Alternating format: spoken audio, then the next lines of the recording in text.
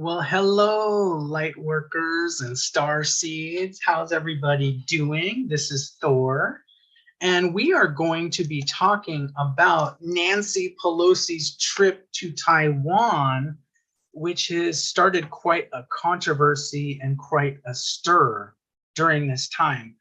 And what's so interesting about this time is we've been talking about it in my predictions about this escalation of war that we could be seeing with this recent transit. Just a day ago, just a couple days ago, on July 31st, we had the Rahu, Mars, and Uranus conjunction at 24 degrees of Aries. So this is just happening to show up right on cue. It's like we got that Mars energy just showing up right on cue. And right now, China is livid about everything that's going on with Pelosi's visit because, China considers Taiwan part of China. It doesn't recognize Taiwan as an independent country, okay, as a republic. And then Taiwan, of course, sees itself as its own independent republic. So there's a whole history with that, but this is a very much a sore spot. So it's really interesting to me that this is such a sore spot with China, and they're still having Nancy Pelosi come visit, which is very ironic. And it's happening during this really crazy Mars Rahu Uranus transit. I didn't realize this was going to be happening so fast, but we better brace ourselves. If we don't see anything happening during the trip, which I'm hoping nothing happens, if we don't see anything happen, there are likely within the next 90 days, there definitely could be some further war provocations. And I'm going to show you guys Nancy Pelosi's chart. We're going to see that she's in an 8th house period right now, a very volatile period. So if I was advising Nancy Pelosi at this moment, I wouldn't even recommend that she go to Taiwan, okay, based on the chart. So I have a little bit of a presentation, and we're also going to look at Nancy Pelosi's chart as well. For those of you guys that are new to my channel, please, of course, like and subscribe. And let me share this with you guys. Like and subscribe. Of course, that whole jazz we got to say on YouTube. And also, guys, my goal is 10,000 subscribers. We're at about 1240, I believe, right now. And if you guys are interested in your own readings, I've extended the promotion that we have going with the discount of 40% off if you use codename Thor at checkout. And that's 40% off till August 31st. So go ahead and get your readings in, and then we can look at your chart and your Mahadashas, Bhuktis, and transits and what's going on with your life and also with your karma. Because at the end of the day, astrology chart is all your karma. So let's talk about the Taiwan crisis, guys. This is what we're talking about. This is so interesting. It kind of came out of nowhere. Okay, we got Mars, Rahu, Uranus conjunct at 24 degrees of Aries, July 31st. Remember, I've been talking about that for like the last 3 months. Pretty much every astrologer out there is talking about this. Okay, I'm considering this like stronger than an eclipse. Okay, I'm considering this is like huge. Okay, this is like, we're talking about, okay, the changes that everything of what's happening, guys, with Pluto and Capricorn, with Saturn and Capricorn, with the Uranus, Mars, and Rahu. We're talking these kind of changes. We're talking fourth turning. We're talking the changes. Imagine what the world situation was like right before World War II. We are in that kind of context and energetic environment right now. We're in basically a tinderbox. So you guys be aware of that. This is a really crazy energy. Now, the energy is meant to take us into this new age, of course, but the old structures are not going to want to let that happen, of course. Let's go back to this. So right on cue, guys, July 31st shows up. Right on cue, an international crisis has emerged with Nancy Pelosi visiting Taiwan. China does not recognize the government of Taiwan, just like I said, and China is pissed off. Okay, they're like running drills. They're just, I mean, I'm reading the news stories. They are not happy. And with the astrology involved, guys, I know a lot of us, I know our tendency is to just say, you know what, they're just being drama queens, like this is nothing. I know that we have a tendency to do that because the news does tend to over exaggerate things, but I would take this super serious. And like I said, even if nothing happens during the trip, this could have broader implications in that, you know, maybe there's like a stick being taken to a hornet's nest. Okay. And remember, this is against a backdrop of we already have this Ukraine-Russia situation. Okay. So then it's like, then we have this, we have a lot of food shortages, we have a lot of oil supply shortages. This is like the perfect storm, if you guys ever seen that movie, of like all these different things creating this global storm, so to speak. So we have to be on alert. We have to be on alert during these times.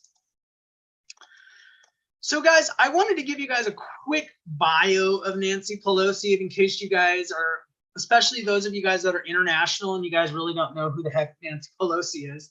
She's a prominent political figure in the US. She's Speaker of the US House of Representatives. So that's basically like the parliament in the US. And she's third in the line of presidential succession. So I mean, she's pretty high up there with the politics, okay? For example, you know, if something were to happen to Joe Biden and then Kamala took power, you know, and then Kamala somehow resigned, then it would be Nancy Pelosi. So she's number 3 when we're talking about this is pretty important person. Also, she's the 10th wealthiest member of Congress. I wanted to throw that in there because, you know, she's known as, you know, kind of a liberal, and people kind of think like she's, I guess, maybe a populist, maybe she's for the people, but I just want to point out she's the 10th wealthiest member of Congress, and there's 535 members of Congress. So do the numbers on that. She's in the top of that. She's got, her and her husband, Paul, have over, I think it was 115 to 115 million dollars of joint assets. So she's very wealthy. Married to Paul Pelosi, a wealthy businessman who owns a San Francisco-based real estate and venture capital investment and consulting firm. And then, of course, this is all the background of this controversial trip to Taiwan. And this is a hot issue with the US-China relations, okay? And now we're gonna go take a look at the chart of Nancy Pelosi really fast. We're gonna go take an overview. I know you guys are wanting like, what's gonna happen with this whole situation? But I will say, you know, obviously this is really hot button and we got the 8th house involved. 8th house involved is no good. So let's go ahead and pull up the chart really quick. So this is Nancy Pelosi's chart. One of the things you guys are going to notice, she's a Leo. A lot of people in politics end up being Leos, like Donald Trump is a Leo. I didn't know Nancy Pelosi had something in common with Donald Trump. So there's a Leo energy there. And what's interesting about Nancy Pelosi's chart, if you guys look at her first lord, which is the sun, it's in the 8th house. Okay. And typically when people have sun in the 8th house, I've been doing a lot of charts lately for clients have a lot. I've been dealing with a lot of people that have a lot of sun in their 8th house, which is interesting. Sun in the 8th house, you know, this can be somebody that maybe their father was very secretive, or maybe it's somebody that Nancy Pelosi might be interested in the occult. She might even be somebody that maybe we don't know her true personality. Maybe she gets astrology readings, tarot card readings, because the 8th house is the occult, and it's also secret societies, believe it or not. For example, I had a client that had sun in the 8th house, and their father was a Mason. So literally in a secretive type of organization, right? So sun in the 8th house is going to make her comfortable with secrets, espionage, secrets. That's what 8th house is all about. Okay, secrets. But also 8th house is explosive events. So she's not afraid of drama. 8th house is definitely like bad news and drama. Okay. Also, what I wanted to point out with Nancy Pelosi's chart before we go and we kind of look at the transits and the Mahadashas is she's got Rahu in the 2nd house of Virgo. And Rahu in the second house, this doesn't make her entirely altruistic, as in like thinking about the common people. The second house is all about like, let's try to make that money and let's try to make that money fast. So whatever's going on in her mind, there's definitely will there to build up her financial assets. Okay, so I don't consider her entirely altruistic in her motives with politics or with life because of this Rahu in the second house. There's too much energy with money involved with that. Now, it doesn't mean they're bad. It just means that they have a motive to develop financial assets. Also, Virgo, you'll notice that's the natural, it's the second house in Nancy's chart, but it's the natural, It's the natural sixth house in the natural zodiac. So there is this idea of, when you have Rahu in Virgo, there's this idea of trying to understand societal problems. For example, if we look at societal problems like substance abuse or poverty, things like that, that has to do with Virgo. So with Rahu being there, sometimes there's an interest to figure that out. And she probably has a really strong intellect in understanding society's problems. But then there's this idea of wanting to profit from it at the same time. So the motive is like, it's kind of like when we looked at Bill Gates' chart. The motive isn't entirely noble. Okay. She's got, if we take a look, she's got Mars in the 10th house. And for Leos, Mars is Yoga Karaka. So that means, Yoga Karaka means it's a very positive planet. So it rules the 4th house and the 9th house. For Leos, it's a very strong planet. And so that's what's giving her this career ambition where she's basically become the number 3 politician in the US.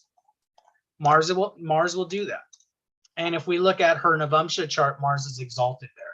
So there's definitely, it's not as powerful in the sign of Taurus, but exalted in the Navamsha, definitely it will help. Remember, if a planet is weak in your D1 Rashi chart, but it's strong in the Navamsha chart, it can counterbalance that planet. So let's say you have a planet in a bad sign in your D1 chart, but it's really strong in the Navamsha. Well, that's gonna give that planet some more strength. Okay. So be aware of that. When you look at your chart, you might see a planet and you think it's very weak, but then look at the Navamsha to see, is it really weak? Because it might not be.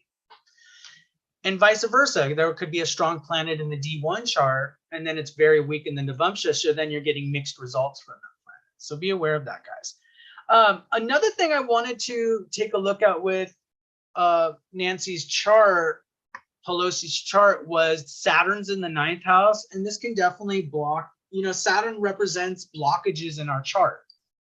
So that's important to look at when you guys are looking at your chart. Notice where Saturn is, that's the energy blockage. So in the 9th house, it could show problems with your father, gurus, religion, teachers. And interestingly enough, in Nancy Pelosi's chart, I suppose it could mean problems with the patriarchy, because the 9th house is all about patriarchy in a general sense.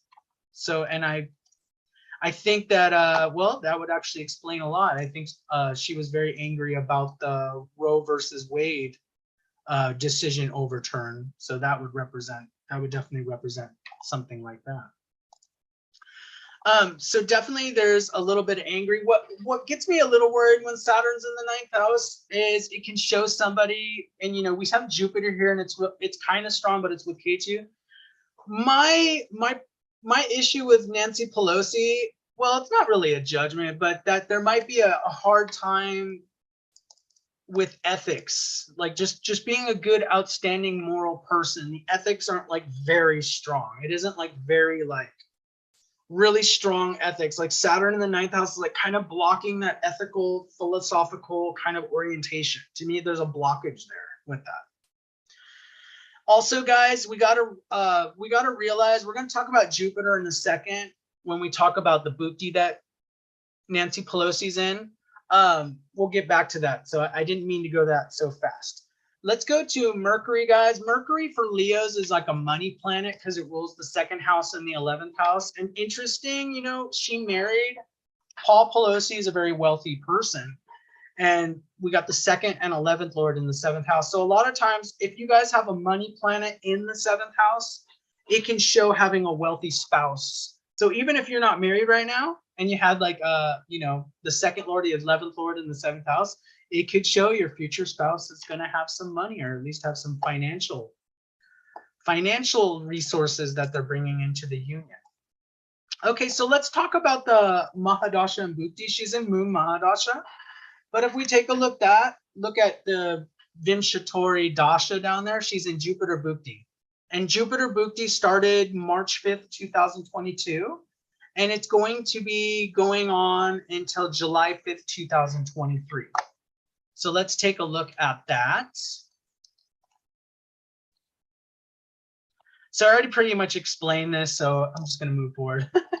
Jupiter Bhukti, guys. Okay, so those are the dates that Nancy's in this Jupiter. I'm calling her Nancy like I know her, like I pick up the phone and I call her. I'm just kidding, guys. Okay, Nancy Pelosi. Okay, Nancy Pelosi. We got Jupiter Bhukti. She's until next summer. And Jupiter rules the 5th house. Obviously, everything that's happening right now with this Taiwan trip is extremely political. And 5th house and 11th house have to do with politics. So Jupiter rules the 5th house for Leos, and it rules the 8th house. So this whole politics, there's probably some sort of secretive deals going on in Taiwan with the 8th house. Definitely something secret is going on. I don't know if they're making some sort of secret deals or what's going on. All the articles I've read hasn't been quite clear about what this trip is about. So obviously it's probably something very classified, since 8th house represents secrets. So for a Leo, Jupiter is kind of a tricky planet. Okay, so if we look, let's take a look at it. For a Leo, it's not, you know, Jupiter and the sun are friends, but it's like, you know, when you have a planet, it rules the 5th house, which is a good thing. 5th house is all about dharma, luck, fortune, children. But then it rules the 8th house. Remember, guys, the evil houses in your chart, the ones that bring like negative experiences, are going to be 6, 8, and 12. And on a lower octave, 3. Okay, I want you to be aware of that. This is kind of like evil house light. So if we put like light, evil house light. Okay, 6, 8, 12. So 8th house is like volatile. And in some ways, 8th house can be even more destructive than the 6th house. So, for example, I was just reading an astrology text today. Like the 6th house could represent being in debt, like if you guys have credit cards or loans. The 8th house would represent like going through the bankruptcy, like getting to a really bad part where you're bankruptcy. Or 6th house can represent really bad news or health problems. And 8th house could represent something like sudden death. And I'm being, you know, that's really extreme. I'm not saying that, but you know, 8th house is really volatile when we're talking about. So let us go back to the presentation, because I want to show you guys some of the definitions for 8th house so you guys can like learn. So when we're talking about 8th house, because it's so volatile, we can't even really say, oh, you know, oh, something's bad or something's good going to happen to Nancy Pelosi as she goes to Taiwan. We can't really be certain either way, since there's so much volatility with the 8th house. See, the 8th house could be sudden. Something suddenly happens that's really good. People make a lot of money sometimes during 8th house periods. Sometimes people get large inheritances or insurance payouts. So it's not entirely bad. Now, but 8th house is sudden events, shocking, explosions, death and rebirth, conditions of death. If you guys ever want to understand, like in your chart, like what is my experience of death going to be like, the circumstances. See, 8th house is more of the circumstances of it. The 2nd and the 7th house are actually the death maraca houses, okay? So 8th house, explosions, death and rebirth, conditions of death, evil news, when we hear about evil things, emergencies of all kinds, trauma, bankruptcy, the occult, breaking of partnerships, black magic, secret societies, fall from great heights. So whatever's happening with this whole transit, and you look, it's still going till next year. So the fallout from this visit could be definitely felt for the next year. So even if nothing happens with this transit, she might be protected by Saturn because Saturn's transiting the 6th house. There's a little bit of protection. Now, the protection only extends so much. I mean, Donald Trump had Saturn transiting his 6th house and he lost the election still. So it didn't really protect him that much, although it's protected him from going to jail. So I guess it protects you on a certain level. But let's go take a look at Nancy Pelosi's, let's take a look at this next thing. So the 8th house is very volatile. So something really negative could come out of this whole event. I would just like, if I was her astrologer, I would be telling her like, I don't recommend going. I would be like, is there another way you can communicate? Because I don't know if this is necessary. And this other country is like really ticked off. So 8th house can be sudden events of all kinds. The energy can come out of nowhere. So it's much like a volcano about to erupt. If I was Pelosi's astrologer, I would advise extreme caution during this time. Jupiter is strong during this time because it's in the sign of Pisces. Okay. And K2 is in the 8th house. Also, there's that. I didn't bring that up.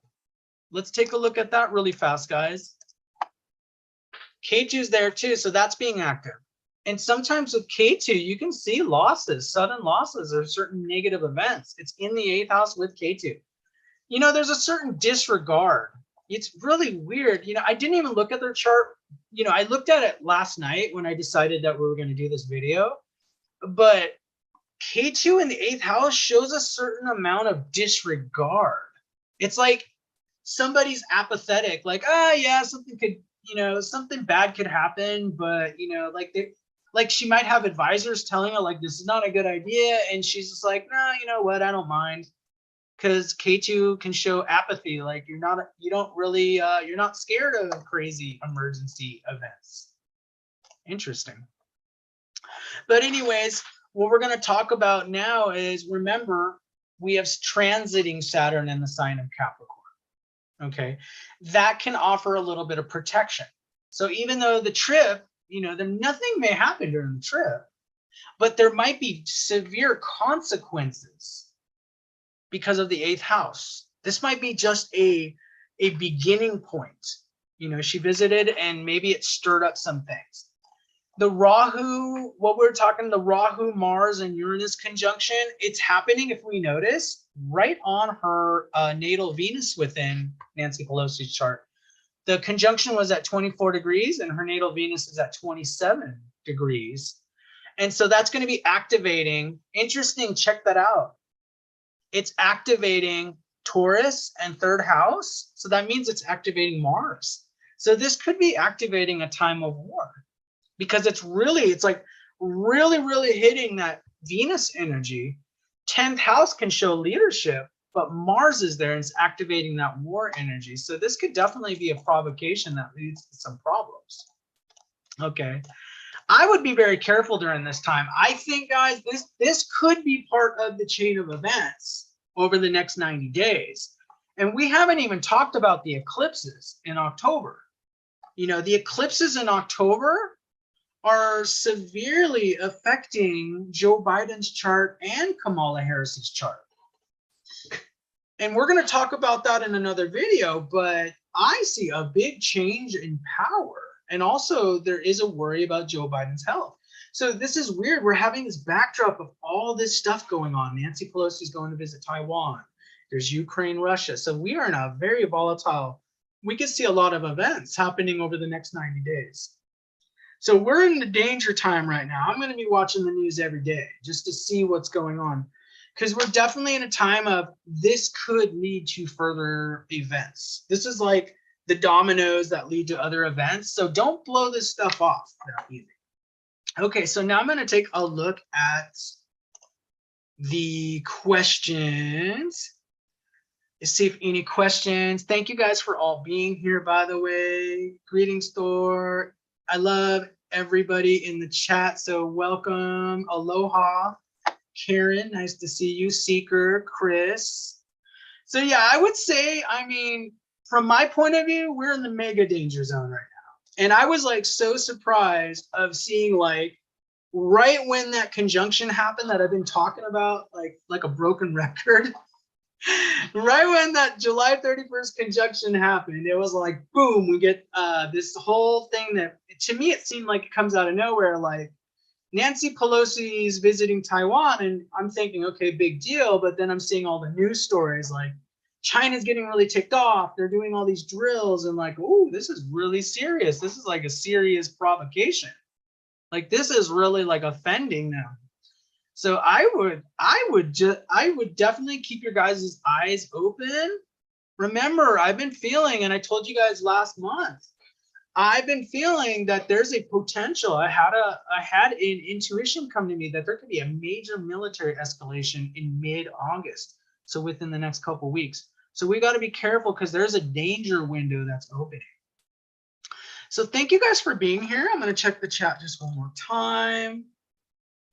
And yeah, we are watching. It does feel like we're watching a weird movie, Chris. I definitely agree. It's like we're watching this weird movie take effect. So thank you guys for being here. Let me know what you guys think. Of course, comment down below.